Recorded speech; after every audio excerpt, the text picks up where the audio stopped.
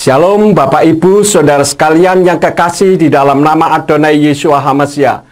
Kembali berjumpa dengan saya Pendeta Yakub Sulistyo.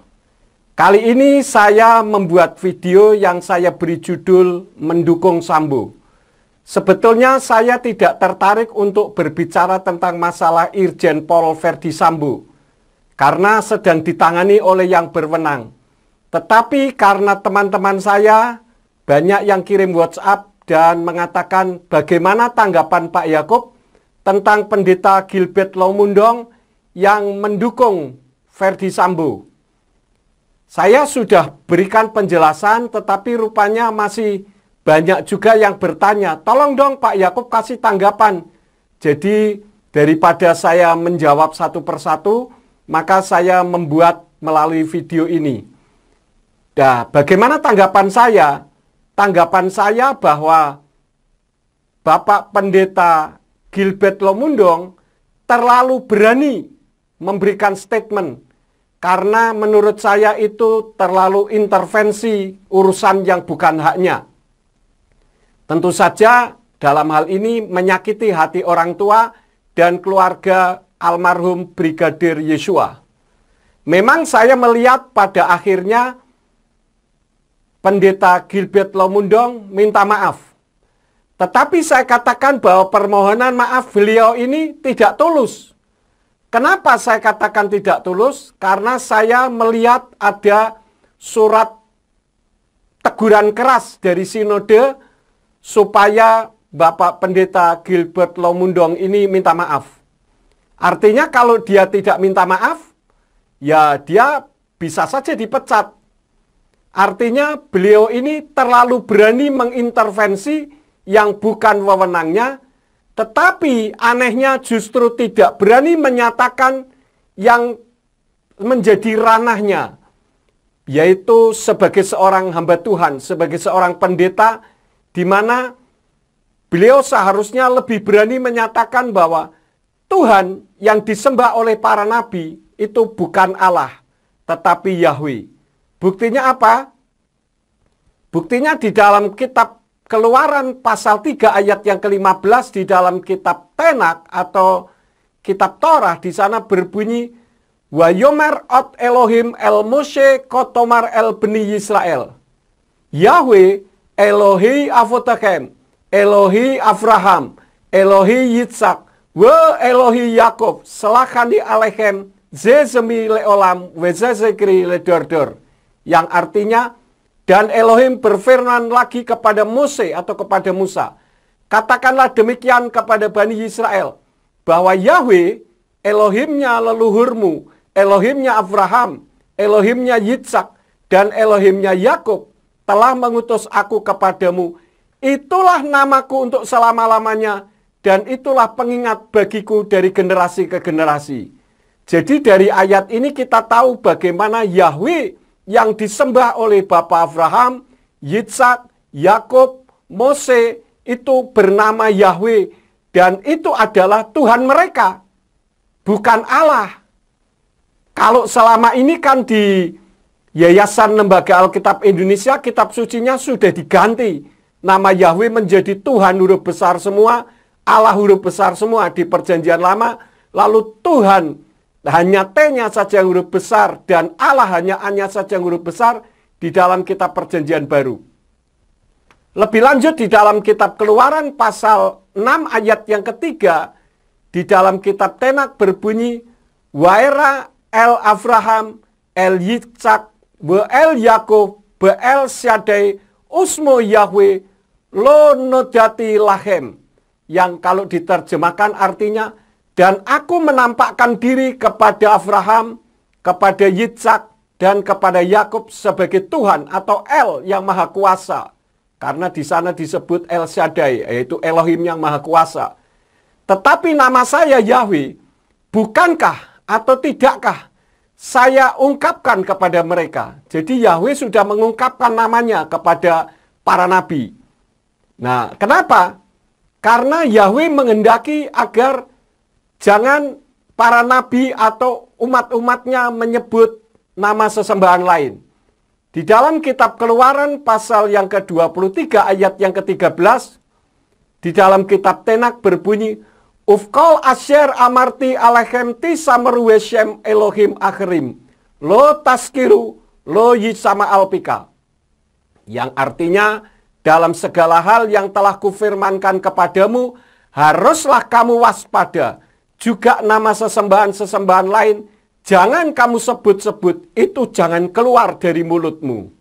Jadi Bapak Yahweh sendiri menghendaki supaya nama sesembahan lain itu jangan keluar dari mulut kita. Kenapa sih? Karena Yahweh itu cemburuan.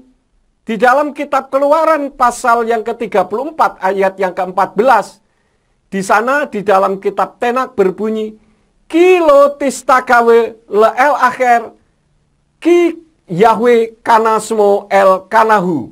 Yang artinya, sebab kamu tidak boleh menyembah kepada sesembahan lain. Karena Yahweh yang namanya cemburuan, dialah Elohim yang cemburu. Jadi kalau kita menyebut-nyebut nama Allah, maka itu membuat cemburu hati Elohim. Dari manakah Allah itu? Allah itu adalah sejarahnya dari satu di antara 360 dewanya orang Arab kuno, suku Quraisy zaman jahiliyah. Dan itu diadopsi oleh Kristen Arab, dan kemudian di Indonesia diadopsi lagi oleh Kristen Indonesia. Tetapi di dalam kitab Keluaran pasal yang ke-20 ayat yang ke-7, di dalam kitab Tenak di sana dikatakan, Loti saet sem Yahweh Elohika lasawe, kilo yenake Yahweh et asyer yisa et semu lasawe. Yang artinya, jangan menyebut nama Elohimmu untuk kesia-siaan. Karena Yahweh tidak akan membebaskan orang yang menyebut namanya dalam kesia-siaan. Jadi menyebut dalam kesia-siaan saja dilarang, apalagi mengganti dengan sia-sia. Mengganti menjadi nama sesembahan lain. Ingat, Abraham, Yitzhak, Yakub, Mose, Daud, dan semua nabi tidak pernah menyembah Elohim atau menyembah Tuhan yang bernama Allah. Tuhan mereka adalah Yahweh. Dan Yahweh itu kekal selamanya. Di dalam kitab Keluaran 15 ayat yang ke-18, di sana dikatakan, Yahweh yimlok leolam vaed, yang artinya Yahweh memerintah kekal selama-lamanya. Dan Yahweh menghendaki namanya dipanggil, bukan hanya sebutan, tetapi namanya. Di dalam 1 Tawarin 16 ayat yang ke-8, di sana berbunyi, Hodulah Yahweh, kir'u vesmu hodiu va'amim alilotai. Yang artinya, bersyukurlah kepada Yahweh, panggillah namanya, beritahukanlah perbuatan-perbuatannya di antara bangsa-bangsa. Nah, kenapa Yahweh menghendaki namanya disebut, bukan hanya menyebut sebutannya, supaya jangan dilupakan orang. Maka Yeshua ketika ada di atas muka bumi ini, mengajar untuk mengasihi Yahweh. Dan itu tertulis di dalam kitab Matius atau Matius 22 ayat yang ke-37, yang berbunyi, Wa yomer Yeshua elai wa ahafta et Yahweh Elohika, bekal lefafka, ufkal nafseka, ufkal madaika, yang artinya firman Yeshua kepadanya, kasihilah Yahweh Elohimmu dengan segenap hatimu, dengan segenap jiwamu, dan dengan segenap akal budimu. Dan apa yang Yeshua ajarkan ini mengutip dari kitab Ulangan 6 ayat yang ke-5. Nah, kalau Bapak Pendeta Gilbert Lomundong ini adalah orang yang mengasihi Yeshua HaMasiah yang selama ini dipanggil dengan Yesus Kristus, tentu akan taat kepada Yeshua HaMasiah, yaitu menyebut nama Yahweh juga selain Yeshua HaMasiah. Nah, bagaimana kita mengatakan mengasihi jika menyebut namanya saja tidak mau? Padahal yang punya nama minta dipanggil agar tidak dilupakan orang. Yeshua HaMasiah atau Yesus Kristus, kenapa pada saat mengajar di atas muka bumi ini tidak berfokus kepada dirinya, tetapi berfokusnya kepada Yahweh? Karena Yeshua HaMasiah yang selama ini dikenal dengan nama Yesus Kristus hanya sementara di bumi, yaitu untuk berbicara kepada umat manusia sebagai juru selamat, supaya setiap orang yang percaya kepadanya tidak binasa, melainkan beroleh hidup kekal sampai selama-lamanya. Artinya ketika Yeshua ada di atas muka bumi itu hanya sebagai pintu jalan masuk ke Samayim atau ke sorga. Itu yang pertama. Yang kedua, karena Yahweh itu Yeshua dalam wujud roh yang kekal. Jadi Yeshua itu bukan manusia, tetapi Tuhan yang berwujud manusia. Dan saya ingatkan bahwa umat Nasrani tidak pernah mentuhankan Yeshua.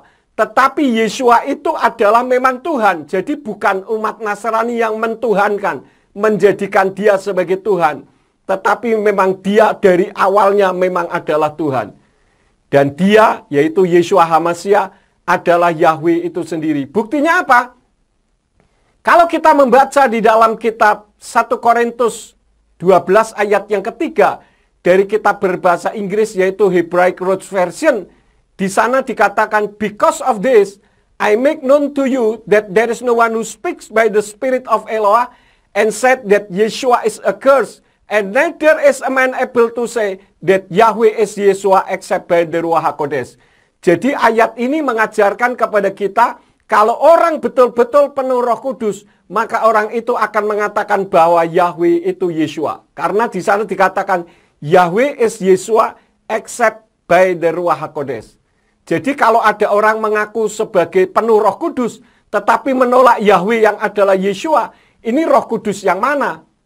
Lebih jauh di dalam kitab Perjanjian Baru berbahasa Aram atau Pesita, di dalam kitab Injil Lukas pasal 2 ayat yang ke-11, di sana berbunyi, Atilat lekon geiriomana peruka daituhi Maria Mesia bemadinta de David. Yang artinya, karena hari ini telah lahir bagimu juru selamat, yaitu Tuhan Yahweh Sang Mesias di kota Daud. Artinya ketika lahir wujudnya seonggok bayi, tetapi itu adalah Yahweh dalam wujud seperti manusia. Kemudian bukti lain lagi bahwa Yeshua itu adalah Yahweh di dalam 1 Yohanan atau 1 Yohanes 5 ayat yang ke-7 di dalam kitab Brit Kadasa atau Perjanjian Baru dalam bahasa Ibrani yang dipakai oleh umat-umat Kristen Mesianik, yaitu orang Yahudi yang menerima Yeshua HaMashiach sebagai Tuhan dan Juru Selamat. Di sana berbunyi Kislosa Hamidim Basamayim Ha'af Wahadafar Weruah HaKodesh Uslastam Ekhathema, yang artinya sebab ada 3 yang bersaksi di Samayim atau di sorga, Bapa yaitu Yahweh, Firman atau Dafar yaitu Yeshua HaMashiach, dan Ruach HaKodesh atau Roh Kudus, dan ketiganya ini adalah satu. Jadi Bapa, Putra, Roh Kudus itu bukan 3 tetapi 1 ya. Kemudian bukti yang lain lagi bahwa Yeshua itu adalah Yahweh di dalam kitab Injil Yohanan atau Yohanes pasal 8 ayat yang ke-24, di sana berbunyi, Laken amarti lakem ki tamutu fakato tehem, ki imlo ta'aminu fi ki anihi tamutu fakato tehem.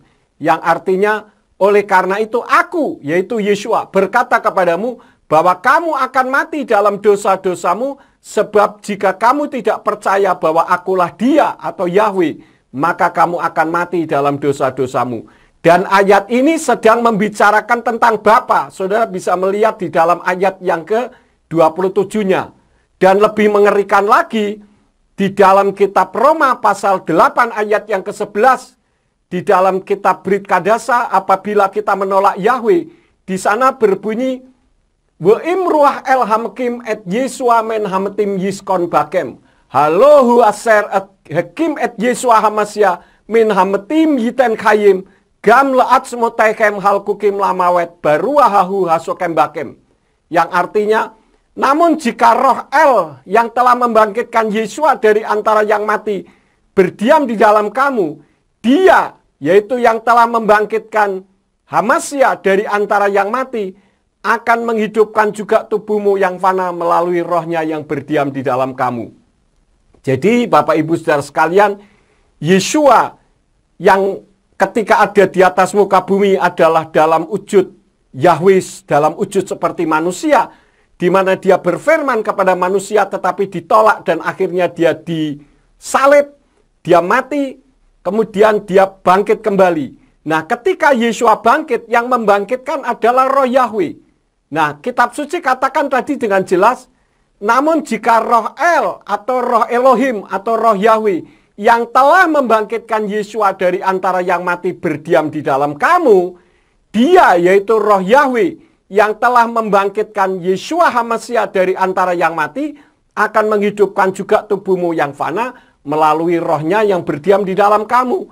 Nah, kalau kita menolak Yahweh artinya di dalam diri kita tidak ada roh Yahweh, maka ketika terjadi rapture, kita tidak akan terangkat. Dan ketika kita mati, rapture terjadi, kita tidak akan dibangkitkan. Oleh karena itu, berita inilah yang saya sampaikan. Seharusnya Bapak Pendeta Gilbert Lomundong lebih berani menyatakan hal ini daripada berani untuk mengatakan bahwa Ferdy Sambo itu tidak salah. Terlepas benar atau salah, sudah ada yang menangani. Kita tidak usah ikut campur, karena kita masih percaya kepada kepolisian. Jadi, lakukan saja yang menjadi bagian kita, yaitu menyatakan kebenaran. Jangan karena sesuatu, lalu ikut-ikutan. Ya, ini saja pesan yang saya sampaikan. Kiranya video ini menjawab dari pertanyaan teman-teman saya yang bertanya tentang masalah Ferdy Sambo, bagaimana tanggapan saya. Inilah tanggapan saya. Terima kasih Bapak Ibu Saudara sekalian sudah menonton YouTube ini. Apabila video ini menjadi berkat, silahkan bisa like, share, dan komen yang sopan. Terima kasih. Bapak Yahweh Besem Yesua HaMasiah Waruah HaKodes menyertai dan memberkati Bapak Ibu Saudara sekalian. Haleluya. Amin.